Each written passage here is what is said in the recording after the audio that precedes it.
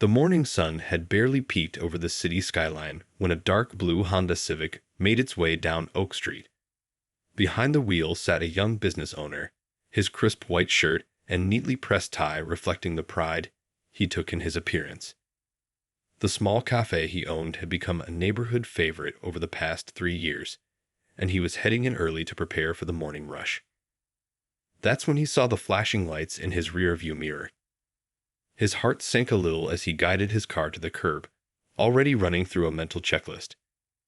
License and registration ready, hands visible on the steering wheel, calm and respectful attitude.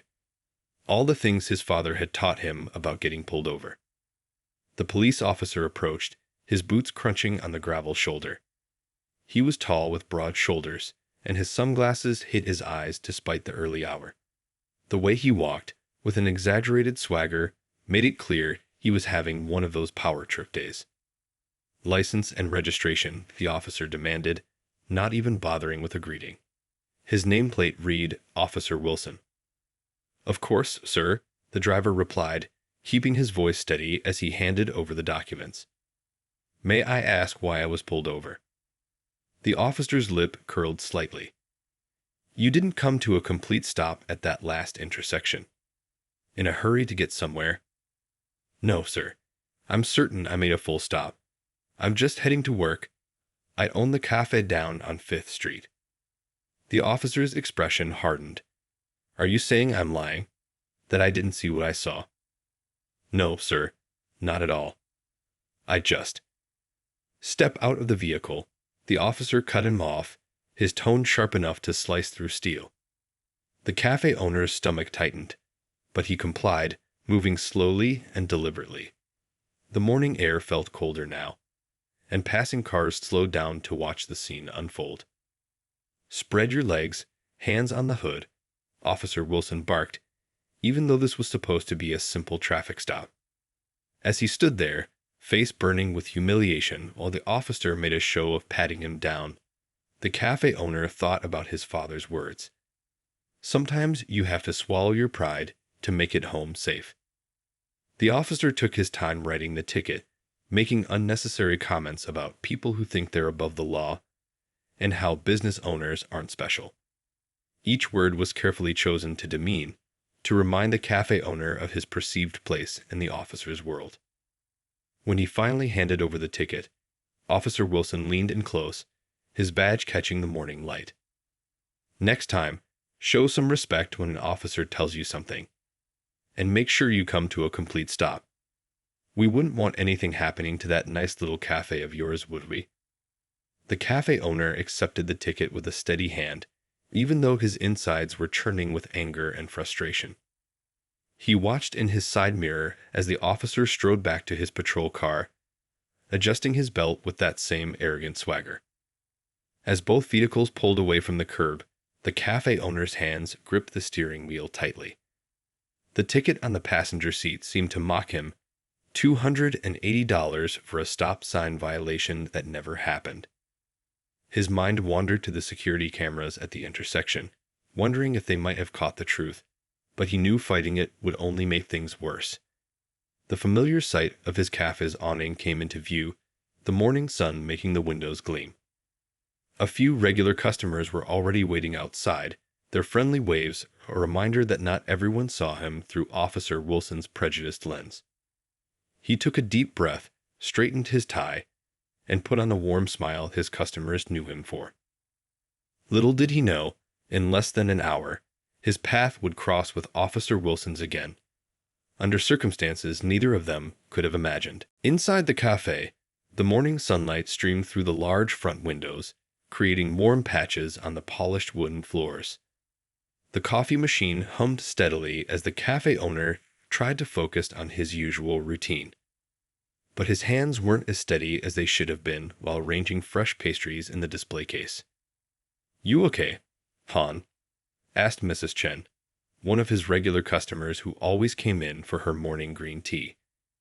She had a kind face that reminded him of his mother, and she never missed a detail. "You seem a bit shaken up." He managed a small smile while preparing her usual order.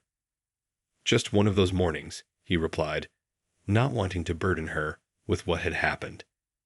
The memory of Officer Wilson's smirk was still too fresh, too raw. The morning rush picked up, which was usually his favorite time of day. The familiar rhythm of taking orders, making drinks, and greeting familiar faces typically brought him joy. But today, every time the door chimed, he found himself tensing slightly, half expecting to see that uniform again. "Your cappuccino always makes my day better," said a young teacher who stopped in before heading to the elementary school down the street. She frowned slightly, noticing his distraction as he nearly overfilled her cup. "Something seems off with you today." He wiped the counter for what felt like the 100th time. "Just thinking about some things," he said, trying to sound casual. But his mind kept replaying the morning's events, the unwarranted stop, the humiliation of being searched, the thinly veiled threats about his business. The incident had brought back memories he tried to forget. Like the time in high school when he and his friends were stopped for looking suspicious while walking home from basketball practice. Or last year, when a customer had demanded to speak to the real owner of the cafe, not believing someone like him could own such a nice place. His phone buzzed, a message from his father. "Coming by for lunch today. Made your mom's famous cookies." The text brought a genuine smile to his face. His parents had taught him to keep his head high and his heart strong, no matter what life threw at him. The mid-morning lull gave him a chance to catch his breath. He started preparing dough for tomorrow's pastries, finding some peace in the familiar motions of kneading and rolling. The repetitive work usually helped clear his mind, but today the dough received more aggressive treatment than usual.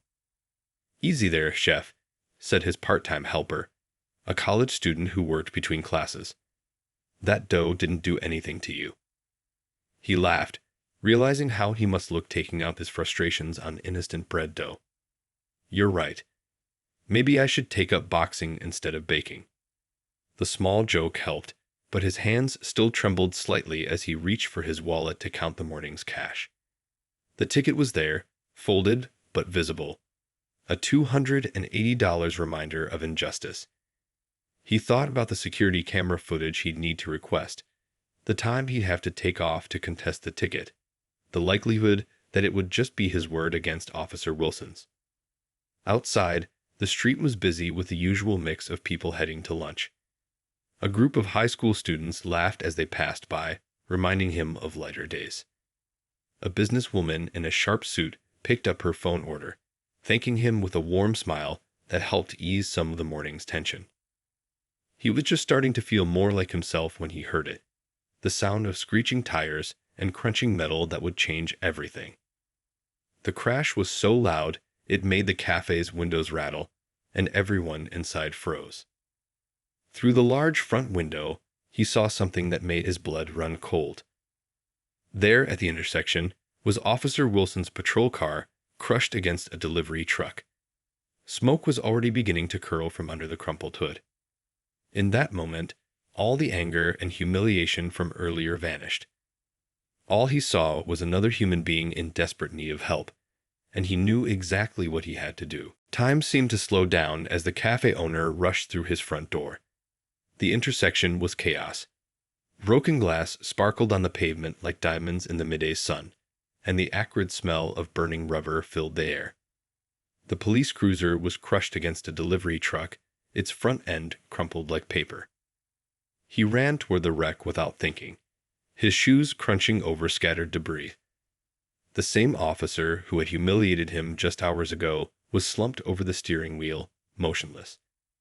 Through the spider-webbed windshield, he could see a thin stream of blood running down Officer Wilson's forehead. "Someone call 911. He shouted over his shoulder, already trying the driver's side door. It was jammed shut, warped from the impact. Smoke was starting to billow from under the hood, getting thicker by the second. The delivery truck driver stumbled out of his vehicle, dazed but walking. "I couldn't stop in time," he kept saying, his voice shaking. "The light. I thought I had the green light. Help me get this door open." The cafe owner called out to the growing crowd of onlookers. Two construction workers from a nearby site rushed forward, their yellow vests bright against the dark smoke. The door groaned but wouldn't budge. Inside, Officer Wilson started to stir, letting out a low moan. His eyes fluttered open, clouded with confusion and pain.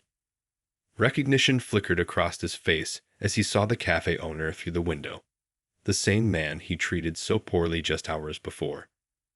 The door stuck. The cafe owner said, trying to keep his voice calm. "We're going to get you out. Just stay still." His military first aid training from years ago kicked in, helping him stay focused despite the chaos. A small flame appeared under the hood, dancing orange against the black smoke.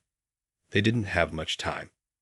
The heat was intense now, and he could hear the metal of the car groaning as it expanded. "Stand back," one of the construction workers shouted, wielding a piece of rebar like a crowbar. They wedged it into the door frame, all three men pulling with everything they had. The metal screamed, then finally gave way with a sudden pop. The smell of gasoline was getting stronger. The cafe owner reached across Officer Wilson, fumbling with the seatbelt buckle that had him pinned. The officer's eyes were wide now, fully aware of the danger, but unable to move properly. "I can't. My legs," Officer Wilson gasped, panic edging into his voice. "I've got you," the cafe owner assured him, finally freeing the seatbelt. He could feel the heat of the growing fire on his back as he worked. "This is going to hurt, but we need to move now." With the help of the construction workers, they carefully but quickly pulled Officer Wilson from the wreckage. The cafe owner supported most of the officer's weight as they stumbled away from the car. They had barely made it 20 feet when a whoosh of flames engulfed the patrol car's engine compartment. They lowered Officer Wilson to the sidewalk, a safe distance from the burning vehicle. The cafe owner quickly checked him over. The head wound was bleeding steadily, and his right leg was bent at an awkward angle. But he was alive, conscious, and breathing. "Why?" Officer Wilson whispered, looking up at his rescuer with pain-clouded eyes. "After what I did." The cafe owner was already pulling off his apron to use as a makeshift bandage for the officer's head wound. "Because it was the right thing to do," he said simply, applying gentle pressure to slow the bleeding. Sirens wailed in the distance, getting closer. The gathered crowd had their phones out, recording everything. Tomorrow, this would probably be all over the local news. A cafe owner saving the life of the same officer who had harassed him earlier that day. But none of that mattered right now. All that mattered was keeping Officer Wilson stable until the paramedics arrived. As the cafe owner held the makeshift bandage in place, he noticed his hands weren't shaking anymore. They were steady and sure, like when he decorated his finest cakes. The officer's eyes never left his rescuer's face, filled with a mix of pain, gratitude, and something else. The dawning realization of his own prejudices crumbling in the face of such unexpected kindness. The ambulance arrived in a blur of flashing lights and urgent voices. The cafe owner stepped back as paramedics swarmed around Officer Wilson, but he couldn't make himself leave completely. Something kept him there, watching as they fitted a neck brace and carefully transferred the injured officer onto a stretcher. "You're the one who pulled him out." A paramedic touched his arm, noticing the burns on his shirt sleeves he hadn't even felt in the heat of the moment. "Let me take a look at those arms." "I'm fine," he insisted, though now that she mentioned it, his arms were starting to sting. "Just help him." The fire trucks had arrived too, their crews already working to contain the burning patrol car. The delivery truck driver was sitting on the curb, giving his statement to another officer who had arrived on scene. The morning's traffic ticket was still in the cafe owner's pocket, forgotten in the chaos. A news van pulled up, and a reporter with perfectly styled hair made a beeline toward him. He turned away, not wanting to be in the spotlight. This wasn't about him or what had happened earlier. It was about basic human decency, something his parents had taught him from day one. "Sir," the reporter caught up to him anyway. "We heard you pulled Officer Wilson from the car." Is it true that he had given you a ticket just this morning? Can you tell us what happened? He politely shook his head. Sorry, I need to get back to my cafe. His customers were still inside, probably wondering what was going on. Some had helped by calling 911. Others had brought water for the delivery truck driver. That's what community was about, helping each other, regardless of past grievances.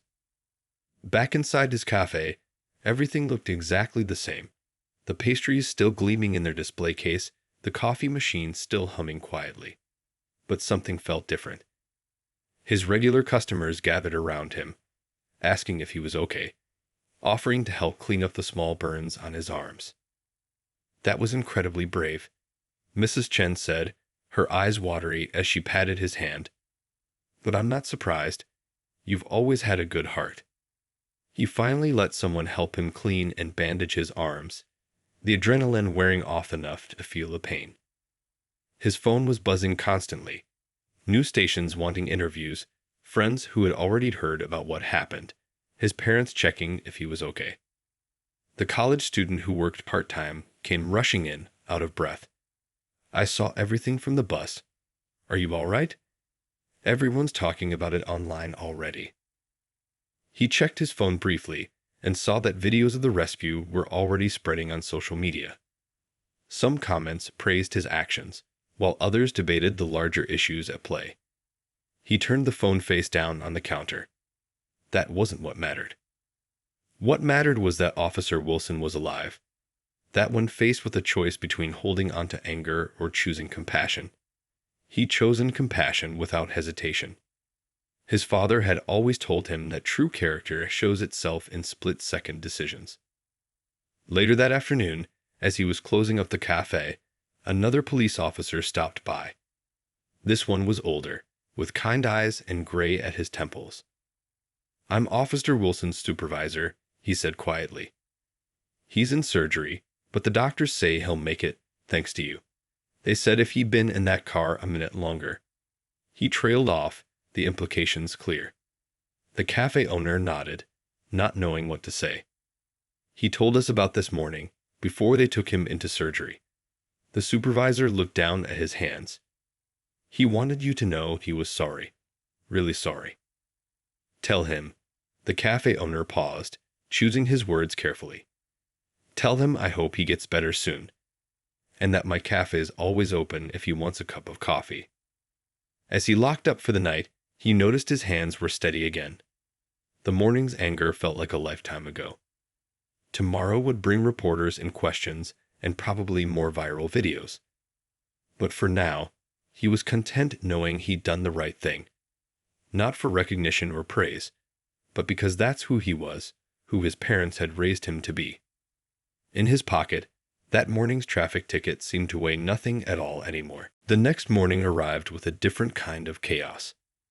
News vans lined the street outside the cafe, their satellite dishes reaching toward the sky like metal trees.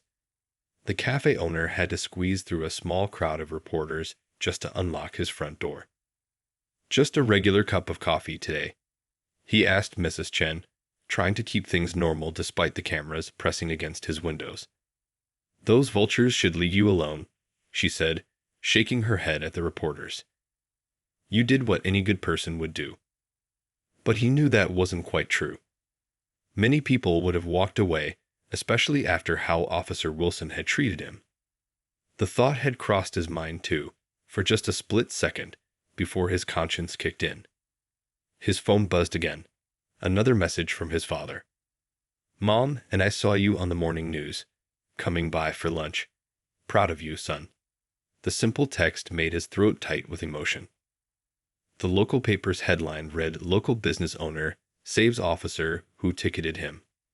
Someone had taped it to his window, and customers kept pointing it out. He didn't read it. Instead, he focused on making coffee, serving pastries, and trying to keep his little corner of the world running smoothly. The officer's wife is here, his part-time helper whispered around noon. She's waiting outside. Says she understands if you don't want to talk to her. He wiped his hands on his apron and went out. She was a small woman with tired eyes and worry lines around her mouth. When she saw him, tears started falling immediately. "I don't know how to thank you," she said, her voice breaking. "The doctors said. They said if you hadn't gotten him out when you did." She couldn't finish the sentence. "Please come in," he said gently, leading her past the reporters who suddenly got very quiet. "Let me get you some tea." Inside, at a quiet corner table, she told him about the surgery, about the broken leg that would need months to heal, about the concussion that had them worried at first. But her husband was alive, awake, and asking about the man who saved him. "He told me about that morning," she said, staring into her tea. "About how he treated you. He hasn't been the same since his partner was shot last year. He's been angry, suspicious of everyone. But that's no excuse." The cafe owner listened, remembering his own father's words about how hurt people often hurt others. It didn't make it right, but it helped him understand. His parents arrived for lunch, his mother immediately wrapping him in a hug that smelled like home. His father, usually so stoic, had tears in his eyes. "When I taught you to stand up to bullies," his father said quietly, "I never imagined it would be like this." The afternoon brought more surprises. A group of police officers came in, all of them insisting on paying double for their coffee. One of them, an older officer, pulled him aside. "What you did," the officer said, choosing his words carefully, "it's making a lot of us think. About how we treat people. About assumptions we make." By closing time, his arms were aching from the burns, and his feet were tired from a day of dodging reporters. But his heart felt light. Change didn't always come from big protests or loud speeches. Sometimes it came from small moments of choice, from deciding to see the human being behind the badge or the skin color or the uniform. As he cleaned up for the night, his phone buzzed one last time. A text from a number he didn't recognize. "I'm awake. The doctors say I can have visitors tomorrow. Would you come? Officer Wilson." He looked at the message for a long time, thinking about choices and consequences, about forgiveness and growth. Finally, he typed back, "I'll bring coffee. Real coffee, not that hospital stuff." Sometimes the biggest changes start with the smallest gestures, like a simple cup of coffee shared between two people who were supposed to be enemies, but chose a different path. The hospital hallway seemed to stretch forever as the cafe owner walked toward room 412, carrying a thermos of his best coffee and a paper bag of freshly baked pastries. His footsteps echoed against the polished floors, matching the nervous rhythm of his heart. He changed his shirt 3 times that morning, trying to look presentable but not too formal. What exactly does one wear to visit the officer who harassed you, whose life you then saved? It wasn't the kind of situation covered in etiquette books. Outside the room, he paused. Through the half-open door, he could hear the steady beep of monitors and the low murmur of a TV news channel. He knocked softly. "Come in," called a voice that sounded much smaller than it had during their first encounter. Officer Wilson was propped up in bed, his lay elevated in a cast decorated with his children's drawings. A bandage wrapped around his head, and bruises painted his face in shades of purple and yellow. His uniform and badge were replaced by a plain hospital gown that made him look surprisingly human. "You actually came," Officer Wilson said, his eyes widening slightly. The tough guy act from their first meeting was gone, replaced by something more genuine. "I brought real coffee," the cafe owner replied, holding up the thermos. "And some of those pastries everyone keeps talking about." A small smile cracked through Officer Wilson's serious expression. "My wife says your cafe makes the best croissants in town." The awkward tension began to melt as the cafe owner poured 2 cups of coffee. The familiar ritual of sharing food and drink had a way of bringing people together, even in the strangest circumstances. "I've been watching the news coverage," Officer Wilson said, gesturing at the TV with his good hand. "They keep playing that video of you pulling me out. Over and over." "I try not to watch it," the cafe owner admitted, settling into the visitor's chair. "It feels weird, seeing myself like that." You know what's weird? Officer Wilson took a sip of coffee, his hands slightly shaky. When I first opened my eyes in that car and saw you outside my window, I thought I was hallucinating. The guy I'd been such a jerk to, coming to help me. The cafe owner stayed quiet, letting him talk. I've been lying here thinking about that morning, about how I treated you, about all the other times I've done similar things. Officer Wilson's voice grew thick with emotion. My partner, before he got shot. He used to tell me I was getting too aggressive, too suspicious. I didn't listen. A nurse poked her head in to check vitals, then quietly disappeared, sensing the importance of the conversation. I'm not looking for forgiveness, Officer Wilson continued. I don't deserve it. But I want you to know that what you did, it changed something in me. Made me see things differently. The cafe owner thought carefully before responding. My father always says that real change starts with honest conversations like this one. They talked for almost an hour. About families, about dreams, about the weight of expectations and stereotypes. About how fear can make good people do bad things, and how courage isn't always about facing danger. My kids want to meet you, Officer Wilson said as the cafe owner prepared to leave. My youngest says you're better than Superman because you're real. That made them both laugh, easing the last bits of tension. Bring them by the cafe sometime, the cafe owner offered. I'll teach them how to make hot chocolate the proper way. As he walked back through the hospital hallway, the cafe owner felt lighter somehow. He walked in carrying the weight of that morning's confrontation, of years of similar experiences. He walked out carrying hope, not just for Officer Wilson's recovery, but for the kind of change that starts in individual hearts and spreads outward.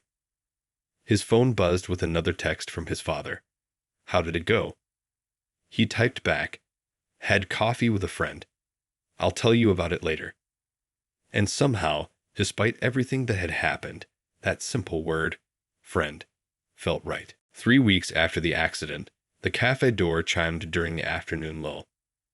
Officer Wilson hobbled in on crutches, his wife holding the door as their 2 kids bounced with excitement. The regular customers looked up, then quickly pretended not to stare at this moment they'd all been quietly hoping to witness. Welcome to my place, the cafe owner said warmly, already reaching for the hot chocolate ingredients he prepared specially for this visit. Kids want to learn how to make the best hot chocolate in town. The children's eyes lit up. The younger one, a girl about 7, clutched a slightly crumpled drawing. I made this for you, she said shyly, holding it out. It's you saving my daddy. The artwork showed 2 stick figures near a very red car. One was pulling the other to safety, both wearing giant smiles despite the situation. The cafe owner felt his throat tighten as he accepted it.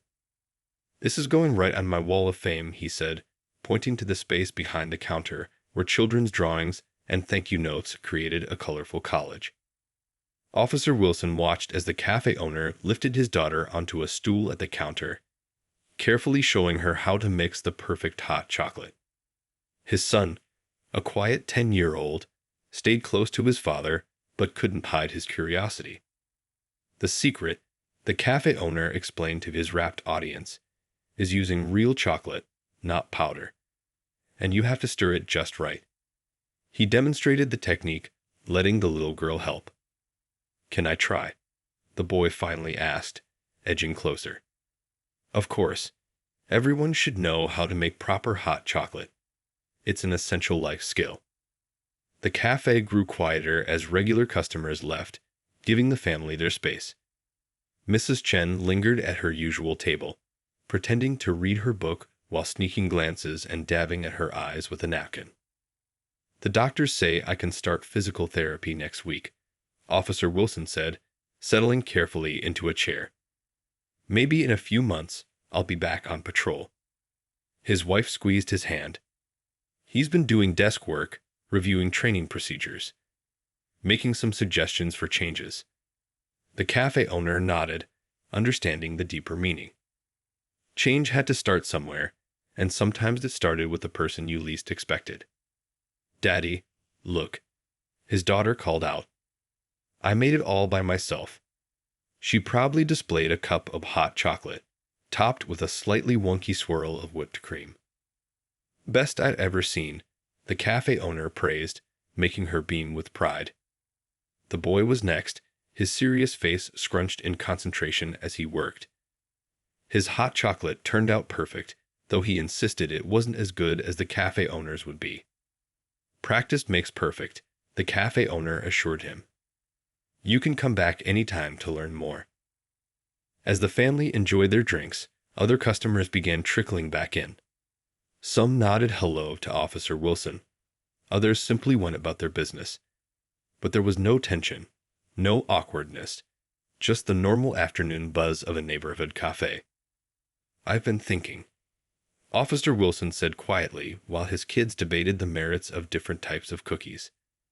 "The department's doing this community outreach program, going to schools, talking to kids. Would you consider coming with me sometimes to tell our story?" The cafe owner looked around his shop, at the kid's drawing he just hung up, at Mrs. Chen pretending not to eavesdrop, at the spot where he'd first seen the crash that changed everything. Sometimes life's biggest moments happened in the smallest places. "Yeah," he said, "I think that could do some good." Later, after the family had left, with promises from the kids to return for more hot chocolate lessons, the cafe owner's father stopped by. "I saw them leaving," he said, studying his son's face. "How'd it go?" The cafe owner smiled, washing out the hot chocolate pot. "Remember how you always told me one person can't change the whole world?" His father nodded. "Maybe not, but they can change their little piece of it." Outside, the late afternoon sun caught the cafe windows, making them glow like promises kept. The school auditorium buzzed with the energy of 300 middle school students. The cafe owner adjusted his microphone, glancing at Officer Wilson, who stood beside him with just a slight limp now, the only visible reminder of the accident from 2 months ago. "So, who likes hot chocolate?" Officer Wilson asked the crowd. A sea of hands shot up, and excited chatter filled the room. "Well, my friend here makes the best hot chocolate in town. But that's not why we're here today." The cafe owner smiled, remembering how nervous they'd both been about their first school presentation. Now, 6 schools later, they had their rhythm down. 2 months ago, the cafe owner began. "Officer Wilson and I met on what started as a pretty bad morning." He paused, letting the students settle. "But by the end of that day, we learned something important about judging people before you know their whole story." A girl in the front row raised her hand. "Is it true you pulled him out of a burning car?" "I saw it on TikTok." "He sure did." Officer Wilson nodded. "Even though I hadn't treated him very well earlier that day. And that's what we want to talk about. How one choice, one moment of forgiveness, can change everything." The students leaned forward as they shared their story. Not the dramatic version from the news, but the real one. About prejudice, fear, and the power of choosing to see the person behind your assumptions. The easy thing, the cafe owner explained, would have been to walk away. To say, he deserves what he gets after how he treated me. But easy isn't always right. A boy near the back raised his hand. "Weren't you scared when you saw the fire?" "Terrified," the cafe owner admitted. But sometimes being brave means being scared and doing the right thing anyway. Officer Wilson stepped forward. "I was scared too. Not just of the fire, but of facing the truth about how I'd been treating people. Sometimes that's the scariest part. Looking at yourself and admitting you need to change." During the question and answer session, a quiet girl asked, "Do you guys are really friends now? Like, for real?" The cafe owner and Officer Wilson exchanged glances, both smiling. "Well," the cafe owner said, "his kids still come by every weekend for hot chocolate lessons. And he's actually getting pretty good at making it himself. Though not as good as his daughter," Officer Wilson added, making the students laugh. She's becoming a real expert. After the presentation, as the students filed out, the principal approached them. You know, we've had lots of speakers talk about prejudice and understanding. But seeing you two here together, sharing your real story, that makes an impact. Later, at the cafe, Officer Wilson's wife brought the kids by as usual. The little girl ran straight to her spot at the counter, already reaching for her apron. The cafe owner had gotten her a tiny one of her own. "Dad," she called out, "you have to tell them about the school talk. I told my whole class my dad and my favorite cafe owner are changing the world." The cafe owner laughed as he helped her tie her apron. "One cup of hot chocolate at a time, right?" That evening, after closing, he added another drawing to his wall, this one from a student at the school. It showed two people standing together in front of a crowd, with the words, "Heroes come in all kinds," written in crooked letters. His phone buzzed with a text from Officer Wilson. "Great job today. My sergeant wants us to speak at the police academy next week. Ready to take this to the next level." The cafe owner looked around his shop, at the wall of drawings, at the spot where he'd made that split-second decision, at the table where Officer Wilson and his family now sat every weekend. One small choice had created ripples he never could have imagined. He typed back, "Count me in, but you're bringing coffee this time. Let's see if those hot chocolate lessons paid off." Sometimes the biggest changes start in the smallest ways, with a cup of coffee, a moment of forgiveness, or a simple choice to see beyond our first impressions. And sometimes those changes grow into something bigger than we ever dreamed possible. 1 year after the accident, the cafe was packed for a special celebration. String lights twinkled overhead, and the smell of fresh coffee mixed with the excitement in the air.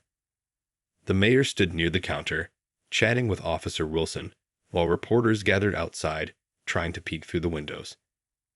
"Can't believe it's been a year," the cafe owner said to his father, watching the crowd of police officers, regular customers, and community members mingling together like old friends. "Look what you two built," his father replied, gesturing to a new plaque on the wall. It read, "Community Bridge Builder Award, given jointly to the cafe owner and Officer Wilson for their work in bringing people together." Officer Wilson's daughter weaved through the crowd wearing her prized apron, now decorated with badges she'd earned for mastering different drinks. "Hot chocolate samples," she announced proudly, carrying a tray of tiny cups. Her brother followed with a tray of fresh pastries, having recently started his own baking lessons.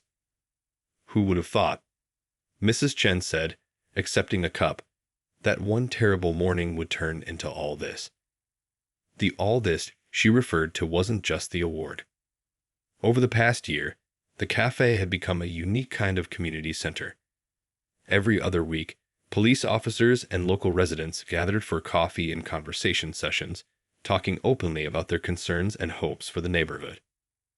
The cafe owner and Officer Wilson had spoken at dozens of schools, police academies, and community events. Their story had inspired similar programs in other cities, proving that small actions could spark bigger changes. "Remember when you first came in on crutches?" the cafe owner asked Officer Wilson quietly. "Your kids were so nervous." "Now I can barely get them to leave," Officer Wilson laughed. "Though I think they like you better than me some days." "Only because I let them eat cookie dough," the cafe owner whispered with a wink. The mayor clinked her glass for attention. "A year ago, our city witnessed something remarkable. Not just a rescue, but what came after. Two men who could have chosen anger chose understanding instead. They showed us that change isn't just about big gestures. It's about small moments of connection, day after day." The cafe owner's mother dabbed at her eyes with a napkin. His father squeezed his shoulder, pride radiating from his smile. "And now," the mayor continued, "I'm pleased to announce that their program will receive city funding to expand to other neighborhoods. Sometimes the best solutions come from unexpected places, like a local cafe where everyone is welcome." After the speeches and photos, after the reporters finally left, the real celebration continued. Officer Wilson's kids taught other children how to make the perfect hot chocolate swirl. Mrs. Chen shared stories about watching the cafe become something more than just a place for coffee. "You know what's funny?" Officer Wilson said, joining the cafe owner by the window. "That traffic ticket, the one from that morning, I found it in my old uniform the other day." "What did you do with it?" the cafe owner asked. "Framed it." Officer Wilson grinned. "Hung it in my office at the station. Reminder of how much can change in a single moment." As the evening wound down, the cafe owner looked around at his expanded family, the regulars who'd become friends, Officer Wilson's kids who felt like nieces and nephew, fellow business owners who joined their community initiatives, and officers who now greeted everyone with genuine warmth. His father had always said one person couldn't change the whole world. But looking at his cafe full of people who'd learned to see beyond their first impressions, he realized something important. You don't have to change the whole world. You just have to change your small corner of it and trust that the ripples will spread outward, carrying hope and understanding to places you might never see. The last customer of the night was a new police recruit, fresh from the academy. "Is it true?" she asked. "Did it really start with just a cup of hot chocolate?" The cafe owner smiled, already reaching for the real chocolate and fresh cream. "Let me show you how it all began. Because sometimes the best endings are really just new beginnings in disguise."